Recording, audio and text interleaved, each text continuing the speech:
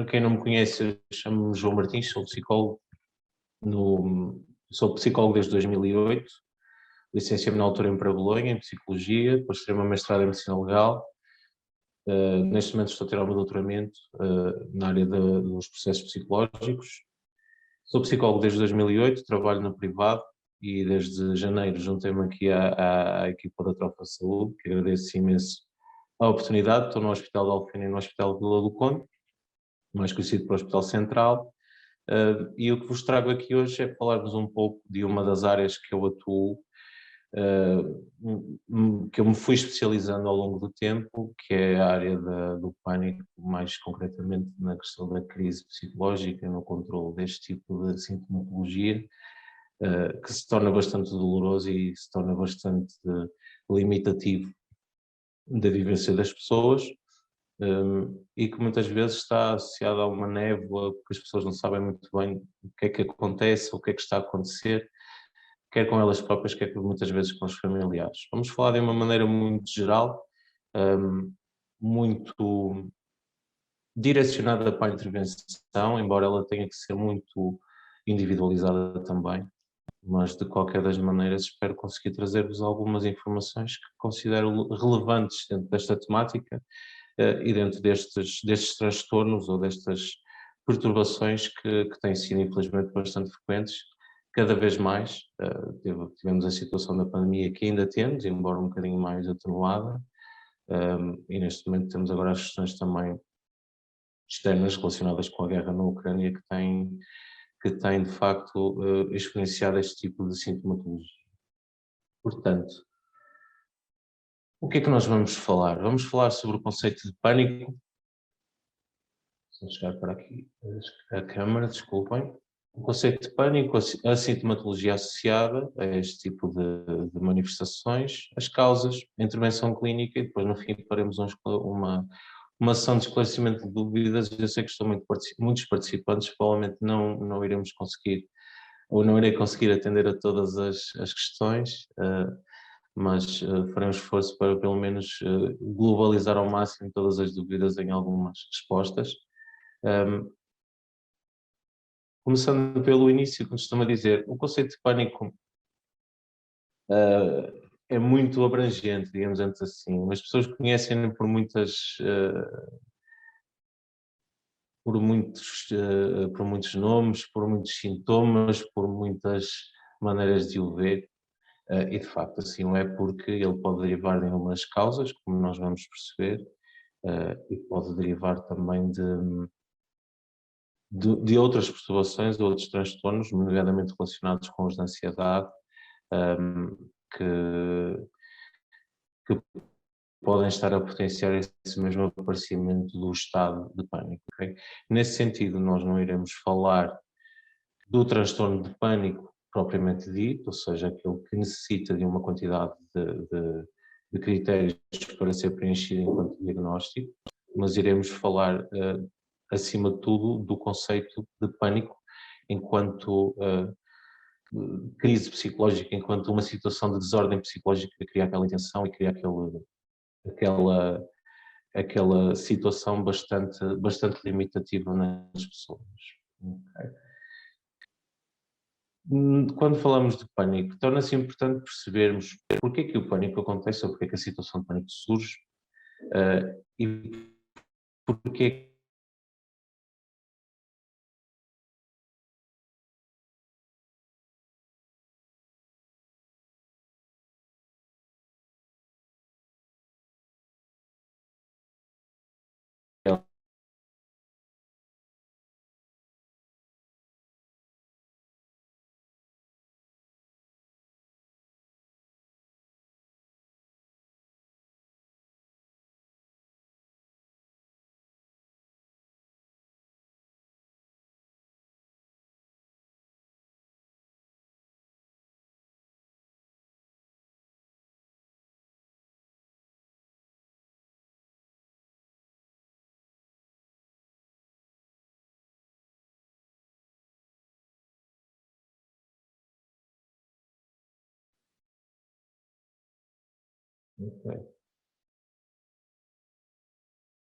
Penso que perdi a linha. Não sei se me conseguem ver agora novamente. Desculpem. Sim? Ok. Não sei o que é que se passou. Vamos voltar aqui atrás então um pouco. Portanto,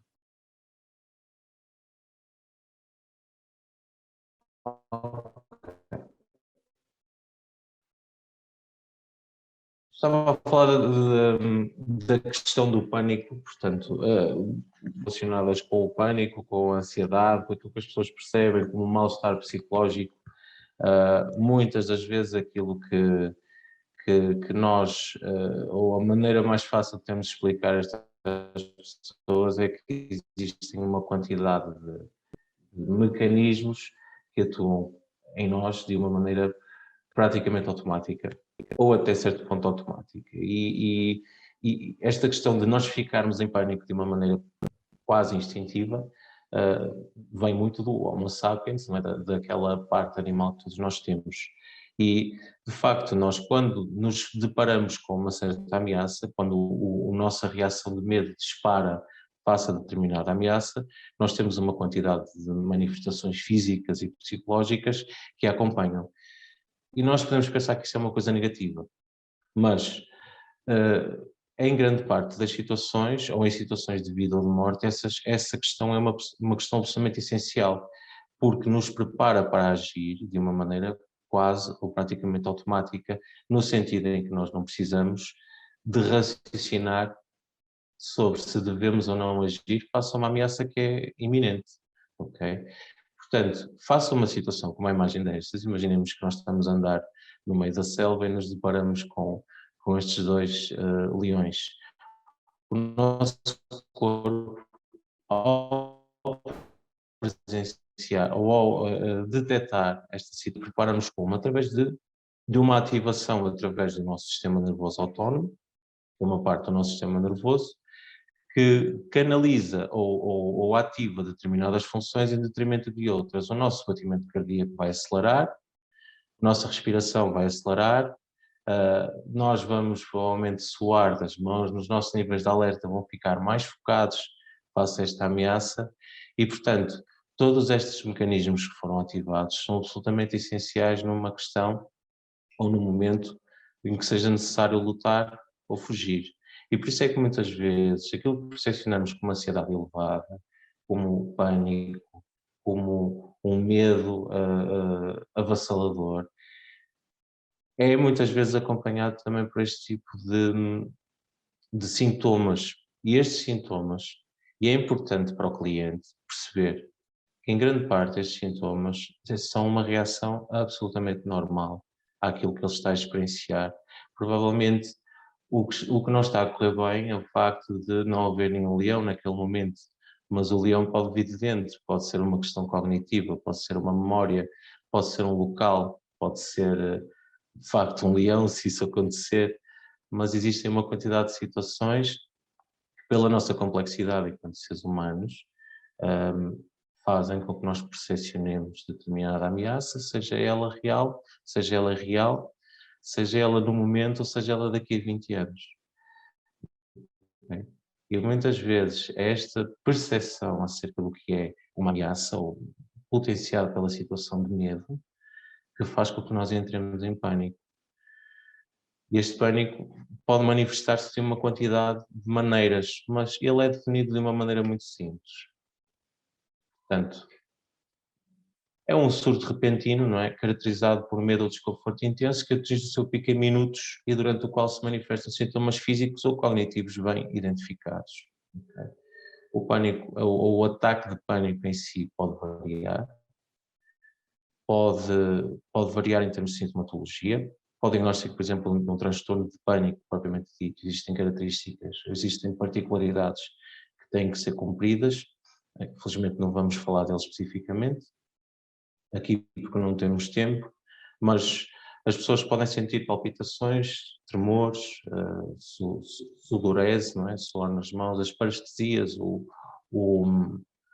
formigueiro nas mãos, como se costuma dizer na gíria, uma sensação de não se sentir real, não é? A chamada desrealização, e outros sintomas, se calhar, um bocadinho mais culturais, mais virados para, para a nossa individualidade, não é? O choro pode acontecer, dores de cabeça, cefaleias, são também tipos de sintomas que podem acontecer numa situação em que está a ocorrer um ataque de pânico, uma, um mal-estar psicológico intenso relacionado com isso. Portanto, dos sintomas que estão identificados, as palpitações são bastante comuns, não é? Sudorese, suor nas mãos, uma questão também interessante, não é? Acontece em muita gente, mas há pessoas que não manifestam este tipo de sintomas. Os tremores, que muitas vezes são confundidos com uma dificuldade, ou podem ser interpretados como uma dificuldade física, e às vezes há a tendência de tentar dar água com açúcar ou água com sal à pessoa, o que é uma coisa que não se deve fazer, já vamos perceber porquê. A sensação de falta de ar, provocada mais uma vez pela hiperventilação, não é? Nós, quando estamos numa situação de luta, de fuga, não é? De um perigo de morte de um perigo de morte iminente, face a uma situação como a dos leões que falamos, nós temos tendência a respirar mais, não é? E se respiramos mais e hiperventilamos, muitas vezes acontece o oposto, não é? Sentimos sufocados porque a quantidade de oxigênio já, já, é, já é mais que suficiente, como se costuma dizer. Aliás, uma das técnicas, ou uma das orientações são as técnicas de respiração, no sentido de provocar novamente uma acalmia ou uma regulação ao nível respiratório do indivíduo, para que esta falta de ar ou sufoco desapareça, assim como as sensações de asfixia. Dor ou desconforto torácico, chamada dor no peito, não é? Embora seja uma dor que não é associada a questões cardíacas a priori, pode ser confundida como tal, não é? Náusea ou desconforto abdominal, a questão das náuseas, por exemplo, em pessoas com ansiedade é bastante comum.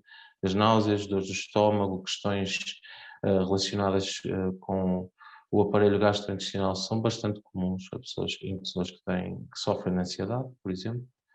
Sensação de tontura, vertigem ou desmaio, são sensações que podem também ser provocadas pela tal hiperventilação, ou seja, pelo excesso de respiração que efetivamente é promovida naquele momento de pânico, calafrios ou ondas de calor, okay?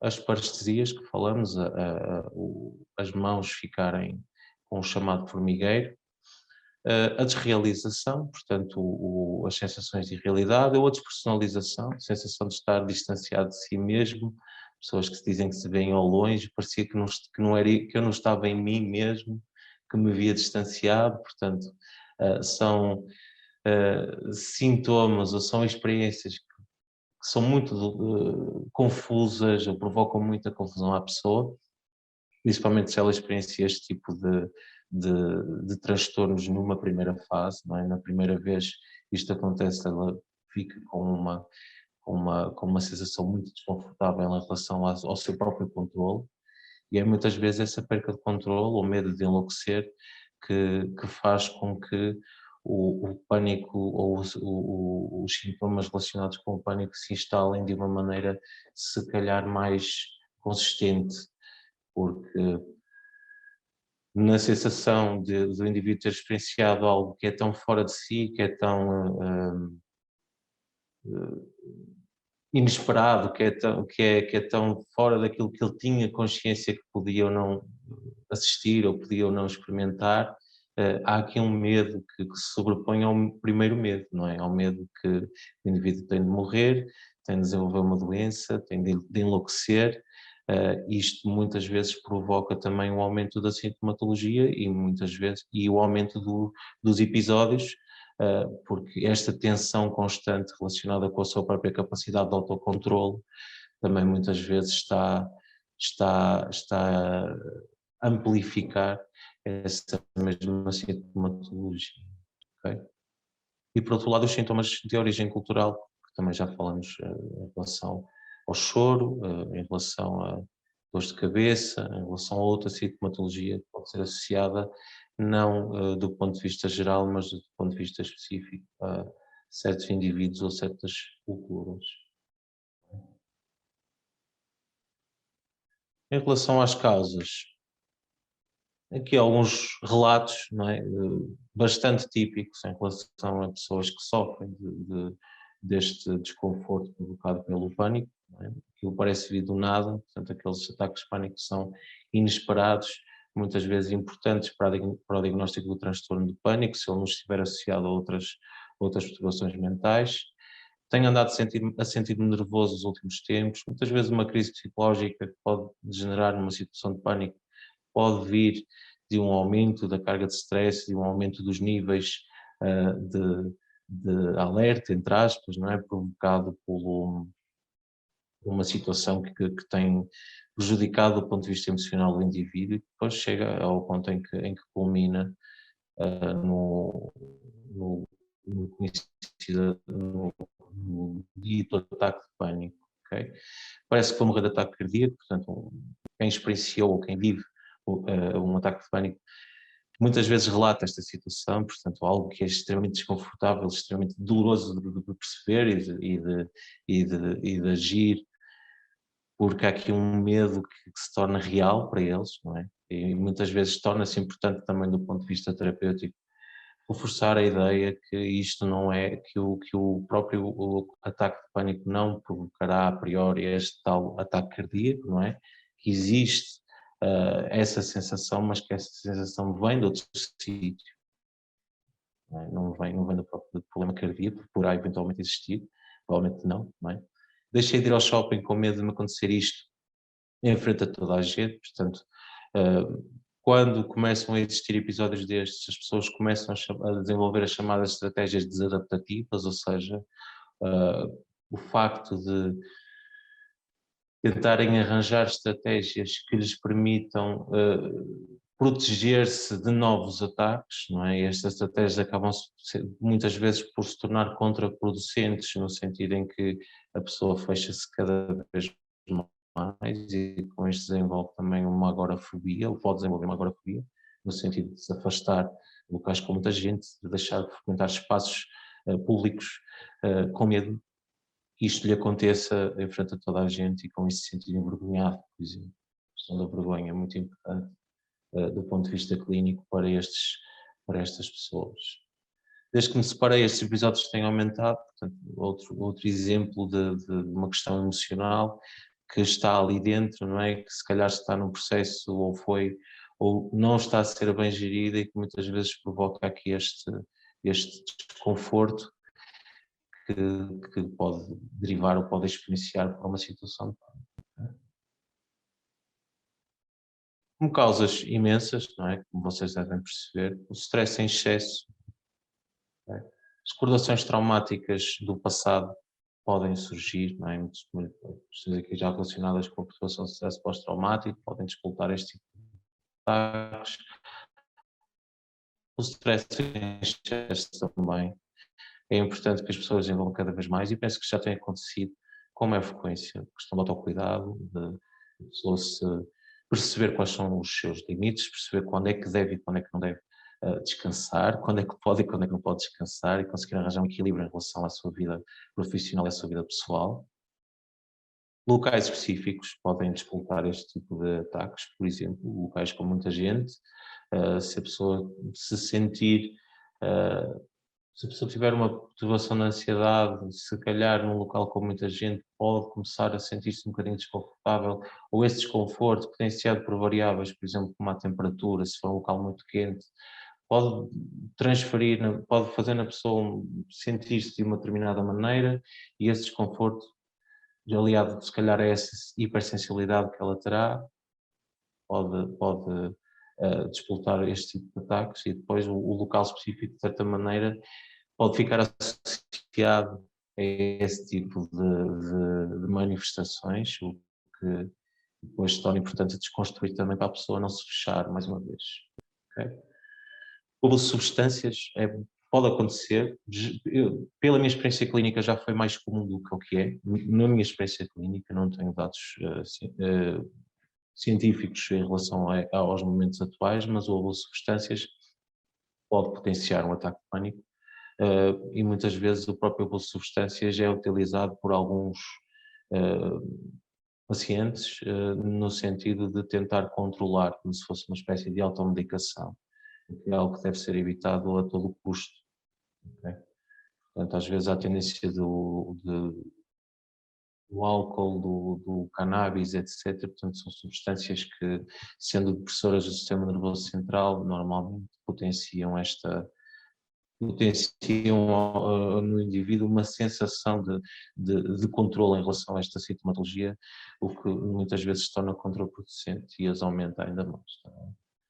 Comorbilidade com certas doenças, certos problemas da tiroide, doenças da tiroide, o hipertiroidismo, por exemplo, certas questões cardíacas podem estar associadas a este síndrome ou a esta manifestação clínica do pânico.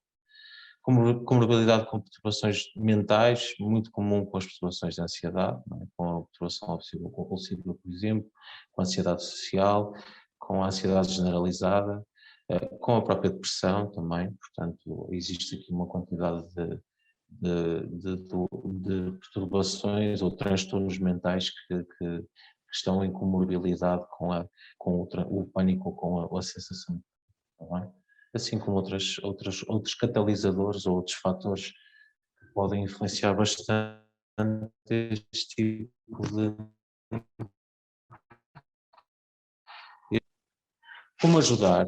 Portanto, obviamente que este tipo de intervenção deve ser feito de uma maneira profissional, digamos assim, não é? Deve ser recomendado sempre o acompanhamento, mas de qualquer das maneiras há sempre algumas coisas que quem não está diretamente associado à saúde mental e a este tipo de fatores e se veja confrontado com uma situação destas, pode fazer. Okay? Portanto, achei interessante trazer-vos algumas estratégias gerais, no sentido de saberem o que devem e, acima de tudo, o que não devem fazer. Okay? É uma situação em que o indivíduo está a ter um ataque de pânico, está bem? Portanto, os nãos, acima de tudo, o não apelar à calma, portanto, nunca dizer à pessoa tenha calma. Eu acho que dizer à pessoa tenha calma é a pior coisa que uma pessoa que não está calma pode ouvir, não é? Portanto, temos que, acima de tudo, transmitir calma e não apelar à calma. Dizer a alguém, olha, tenha calma, provavelmente só vai experienciar ou não irá fazer nada ou irá experienciar cada vez mais aquilo que a pessoa está a sentir, está bem? Um bocadinho associado à questão de não sobrecarregar de informação. Devemos, acima de tudo, na transmissão da tal calma, na transmissão de uma sensação de segurança, que é o objetivo, okay, do ponto de vista geral. A transmissão de uma sensação de segurança não podemos sobrecarregar o indivíduo de informação e isto deve ser feito porque, reparem, lá dentro, não é, dentro do indivíduo já está a acontecer uma quantidade de situações, uma quantidade de cognições, uma quantidade de pensamentos que os estão a sobrecarregar. Portanto, mais estímulos de fora acaba por se tornar contraproducente. Aquilo que se deve fazer, acima de tudo, é evitar esta sobrecarga. Como é que se sente? O que é que se passa? De onde é que veio? Onde é que está? Portanto, se for necessário fazer estas questões, no sentido de ajudar a pessoa até recorrer a serviços de emergência, se for o caso, deve ser feito de uma maneira muito calma, e muito tranquila e muito serena. Nunca de sobrecarga neste sentido. Bem? Não utilizar sacos de papel ou semelhantes. Portanto, havia a tendência e a moda, entre aspas, aqui há uns anos, de se utilizar a questão do saco de papel para a pessoa respirar. Não é? Isto deve ser evitado, no sentido em que o saco de papel induz a uma maior ingestão de dióxido de carbono, e isto pode ser perigoso. Independentemente disso, também não sabemos que tipo, se a pessoa tem algum problema respiratório, etc. Portanto, não deve ser utilizado de maneira nenhuma. Okay? Não desvalorizar. Também é algo que se deve fazer, que não se deve fazer, aliás. Nunca desvalorizar a situação, tentar acima de tudo acolher a pessoa, tentar perceber que não está sozinha, às vezes é o suficiente, para que ela perceba que o local onde ela está não a vai, que as pessoas que estão à volta dela não vão sentir vergonha, não vão sentir, não são diferentes dela, ela não tem algo assim que se diferencie do ponto de vista social em relação aos outros, mas que está a passar por uma situação difícil. E como tal, esta desvalorização, isso não é nada, não ajuda. Não ajuda numa situação de pânico, não bem? Não forçar a toma de alimentos ou bebidas com açúcar ou sal. Portanto, nós não sabemos, numa situação de pânico ou numa situação em que a pessoa está com um ataque deste género, que tipo de problemas de saúde ela tem ou não tem. Portanto, nós não sabemos se ela é diabética, não sabemos se ela é hipertensa. Portanto, beba aqui uma água com açúcar, beba aqui uma água com sal. Não é recomendável exatamente por causa disso. Nós não conhecemos a pessoa, nós não sabemos que tipo de necessidades ela terá do ponto de vista fisiológico. Okay? Se ela tiver a necessidade e pedir água sem nada, sem qualquer tipo de adição, pode ser importante. Não é? E não oferecer, obviamente, medicamentos, não é? Sem prescrição específica para o indivíduo. Às vezes as pessoas têm a tendência de toma aqui este ansiolítico, ou toma isto, não, isso deve ser rejeitado logo a priori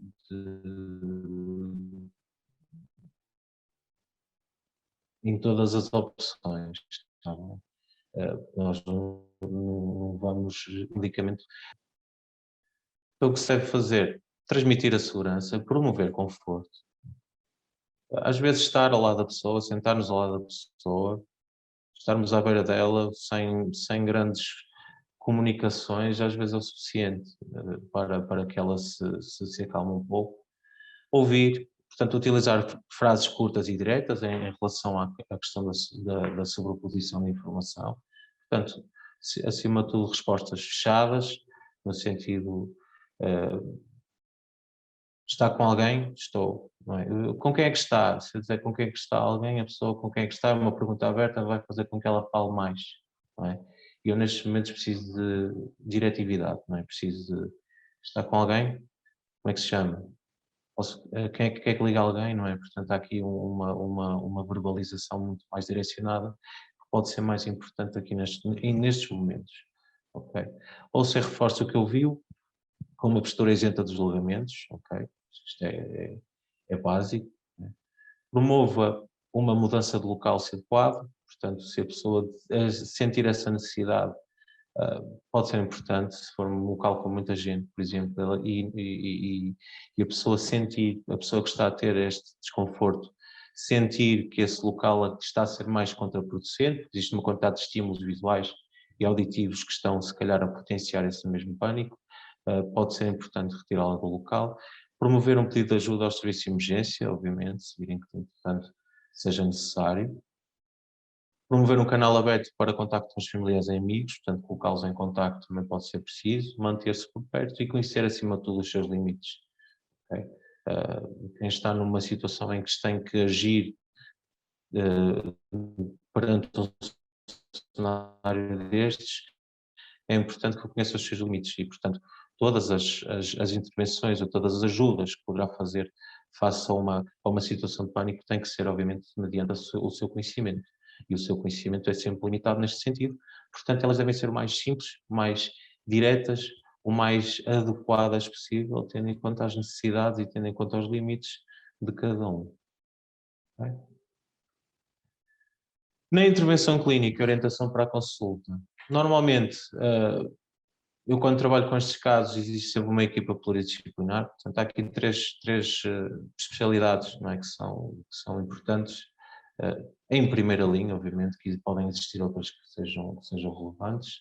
A medicina geral e familiar, a psiquiatria e a psicologia clínica. A medicina geral e familiar, muitas vezes, aparece-me em consulta alguém com síndrome de pânico. Eu normalmente recomendo que façam uma consulta na clínica geral, por duas razões. Primeiro, para despistar potenciais doenças, potenciais patologias que estejam a potenciar esta sintomatologia. Isso, tanto para nós, enquanto psicólogos, como para o próprio utente, é importante, porque a sintomatologia de pânico permite-lhe, ou ele fica com a sensação de que está muito, ou que pode vir a ter uma doença, há aqui uma hipervalorização da sintomatologia, não é? Ele fica muito preocupado há uma catastrofização quase, não é? Ele sente uma dor na cabeça, potencia logo para um potencial tumor, não é? Algo assim do género, que pode acontecer em termos de jogo mental ali dentro. E a consulta de medicina geral e familiar pode ser importante no sentido de ele se sentir seguro de que, do ponto de vista físico, do ponto de vista biológico, não existe ali nenhuma patologia que esteja a provocar esta situação. Okay? E para nós, para mim, psicólogo, também é importante perceber isso, não é? Porque a alteração comportamental e a alteração cognitiva, que normalmente é potenciada ou recomendada nestas situações, é também é importante que se saiba que não existe nenhuma patologia associada, porque se existir, terá obviamente que ser direcionada também tendo em consideração essa mesma limitação. Não é?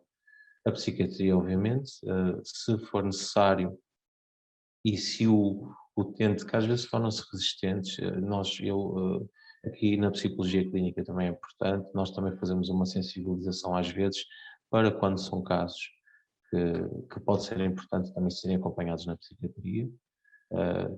Se eventualmente a toma de um SOS, de um antidepressivo, de uma medicação que obviamente dependerá dos colegas psiquiatras, será importante também considerar. Acima de tudo, se o indivíduo já estiver num estado ao nível de sintomatologia que tenha dificuldade em recuperar através das mudanças cognitivo-comportamentais ou do controlo emocional que pode ser necessário descortinar naquele momento. Em relação à própria intervenção psicológica, ela normalmente é feita através de uma consulta inicial, portanto faz-se uma anamnese, um historial clínico, perceber exatamente aquilo que é ou não, ou aquilo que faz ou não parte do seu desenvolvimento pessoal, do historial de vida, que tipo de patologia já teve, se aqui isto ajuda-nos também no sentido de perceber se existem aqui algumas patologias clínicas que depois nos podem reforçar ainda mais o sentido de enviar ou recomendar ao paciente a consulta de medicina geral e familiar, por exemplo. Okay? Faz-se uma anamnese, e esta anamnese é importante no sentido da avaliação psicológica, no sentido de perceber, em termos de sintomas, em termos de situações de vida, de perda, de potencial stress, de potencial trauma, de estados emocionais que o indivíduo já viveu, antigos, situações anteriores em que ele teve situações parecidas com esta, momentos de ansiedade, se já foi acompanhado anteriormente, portanto há aqui um contínuo em relação à idiosincrasia do indivíduo, em relação ao seu historial, que é importante identificar e que é importante utilizar também. Okay? Porque uma das coisas que nós recomendamos sempre, quando existem este tipo de sintomatologias, é tentar perceber, através dos chamados mecanismos de coping passados, se o indivíduo já teve situações dessas anteriormente e se na altura as conseguiu controlar e como.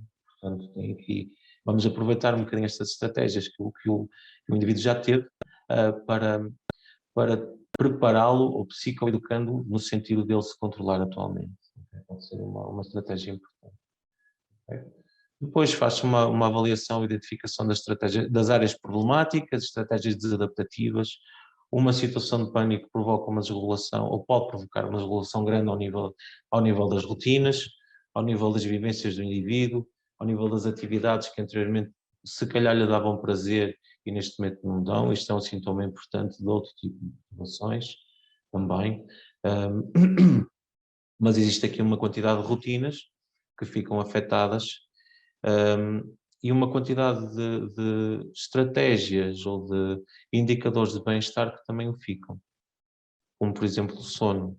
Nós sabemos que o sono é muito importante e sabemos que o sono, face a situações destas, muitas vezes fica também afetado. Portanto, há aqui um trabalho que também do ponto de vista da psicoeducação pode ser importante fazer ao nível do trabalho em relação ao sono, da promoção de estratégias que possam ser mais adequadas para favorecer um sono mais saudável, um sono que seja mais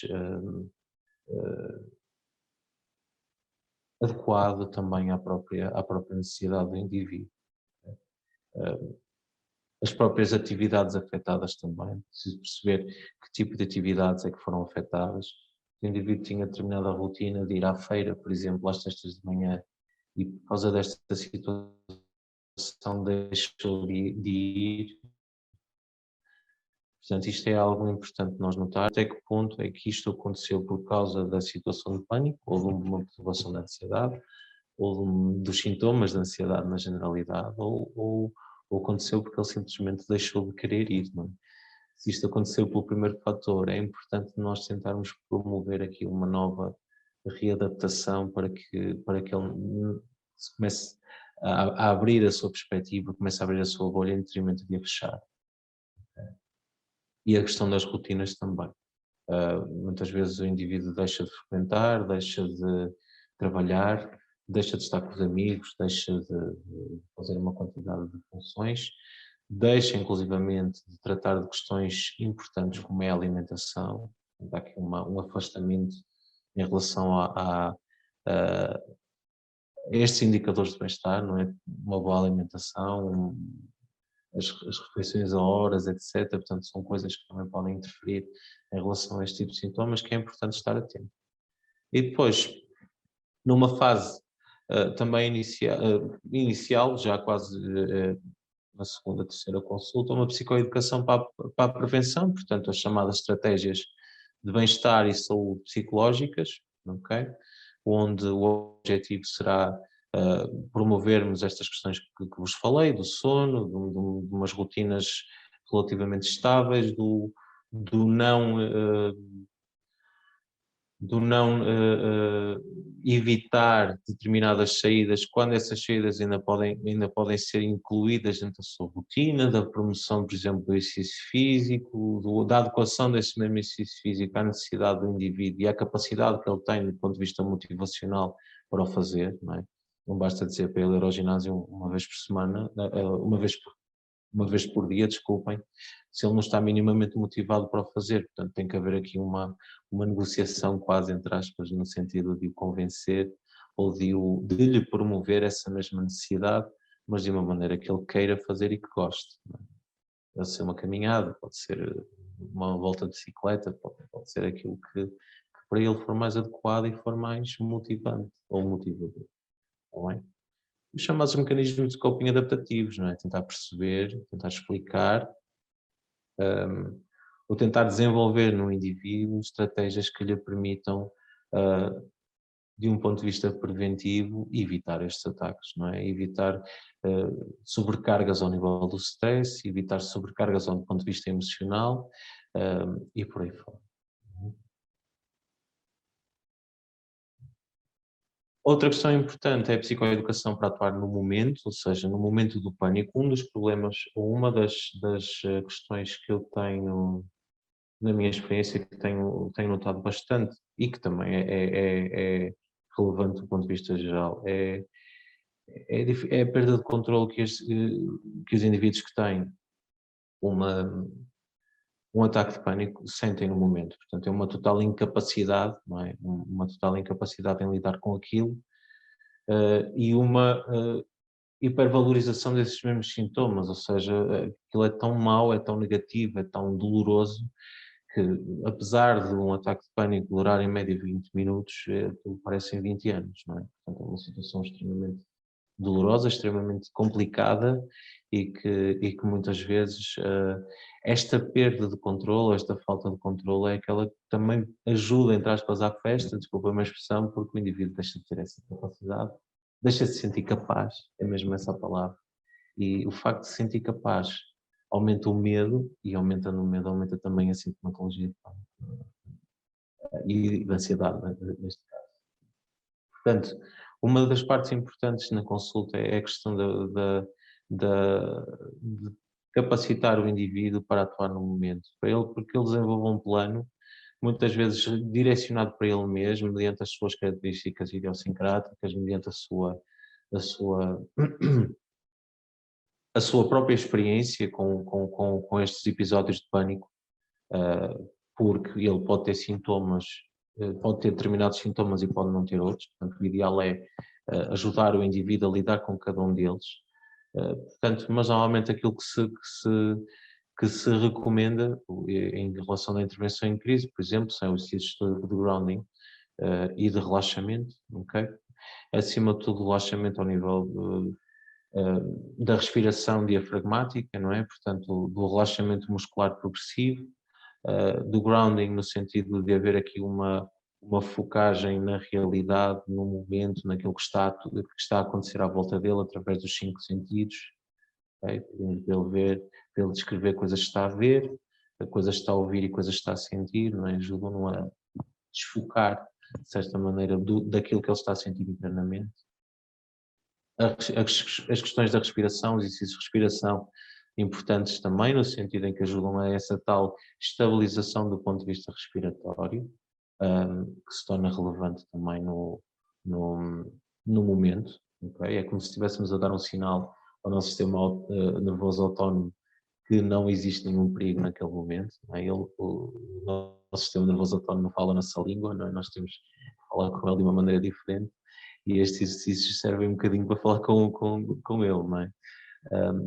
E o relaxamento muscular progressivo, se for necessário, no sentido do controle das parestesias, daquele formigueiro das mãos e outros sintomas mais mecânicos, digamos assim, pelo menos na minha experiência. É o que traz melhor resultado.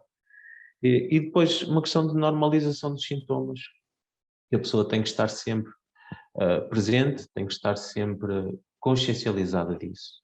Okay? Aquele exemplo, eu não o trouxe à toa no início, de trazer a imagem do leão, não é? De vos explicar de que aquilo é uma situação, é uma manifestação automática, praticamente automática, instintiva do nosso corpo, que o nosso corpo reage daquela maneira quando está face a uma ameaça, etc. É este tipo de normalização que muitas vezes é promovida em consulta também com quem sofre deste tipo de sintomatologia, porque no momento é importante que ele tenha consciência que o que está a acontecer é normal, que o que está a acontecer faz parte de um processo e que toda a gente tem estes mecanismos. Portanto, o que está a acontecer naquele momento é o corpo a reagir, é o corpo a ser ativado face a determinado medo, e o que ele tem que fazer é exatamente isso, é transmitir mensagens e informações ao seu corpo de que o que está a acontecer não exige, ou de que a realidade afinal não é tão perigosa como o corpo naquele momento está a sentir.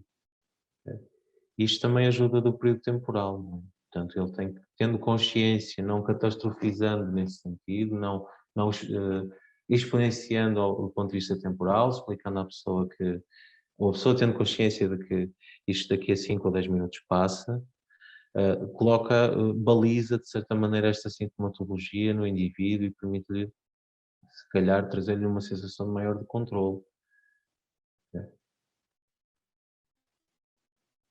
E também fazendo parte da intervenção psicológica em relação a estes casos. É importante um acompanhamento psicológico estruturado, no sentido de uma consulta mais regular, embora esta regularidade varie, não é? Tem que ser avaliada caso a caso, mas é importante por 2 fatores. Primeiro, para o reforço desta perspectiva de mudança, o reforço das rotinas, o treino deste tipo de exercícios.